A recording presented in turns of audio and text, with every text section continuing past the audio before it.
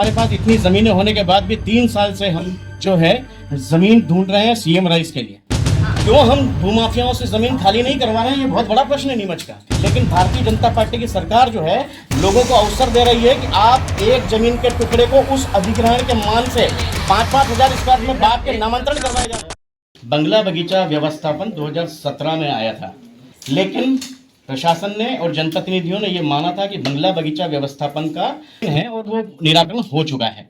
मेरा ये कहना है कि सरकार द्वारा जो प्रस्ताव लाया गया था और सरकार की ओर से जो निराकरण हो चुका है उसमें साफ साफ निर्देश है कि 5,000 स्क्वायर फीट से ज्यादा जिन लोगों के पास उसके तहत जमीनें हैं उनका अधिग्रहण किया जाना चाहिए। एक भी अधिग्रहण नीमच में उसके तहत नहीं हुआ है। अगर कोई दुविधा हो छोटे प्लॉट्स को लेकर तो 5,000 की जगह 10,000 का स्वविवेक से कर लें। लेकिन क्यों भाजपा सरकार अपने ही आदेश के विरुद्ध है और क्यों प्रशासन भी उसी तरह मुखालफत कर रहा है जिस तरह से भूमाफिया और जनता कर रही है? आखिर क्यों आप लागू नहीं कर पा रहे हैं?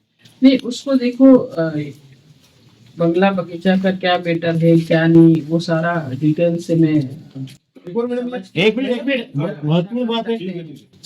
क्या उसमें कर सकते हैं वो देख लेंगे। मैम ये देख के ही तो अपने को 2 साल की प्रेस कॉन्फ्रेंस करना चाहिए मैम। मतलब हम मुख्यमंत्री के नीमच जिले में किए गए कार्यों का आकलन करने बैठे हैं और यदि मुद्दों की जानकारी ही नहीं है जनप्रतिनिधियों को। नहीं, बंगला बगीचा सबसे ज्वलंत। मुझे ये बताइए 5,000 स्क्वायर, देखिए मैं इसके ड्रॉबैक बताना चाहता हूँ मैम। इसका ड्रॉबैक ये है कि हमारे पास इतनी जमीनें होने के बाद भी 3 साल से हम जो है जमीन ढूंढ रहे हैं सीएम राइस के लिए और हम एक बड़े खेल मैदान को कॉम्प्रोमाइज करने वाले हैं उसकी वजह से। डिजिटल उसका फाइनल जमीन का वो हो गया है। नहीं मैम हो गया है, क्यों हम भूमाफियाओं से जमीन खाली नहीं करवा रहे हैं? ये बहुत बड़ा प्रश्न है नीमच का।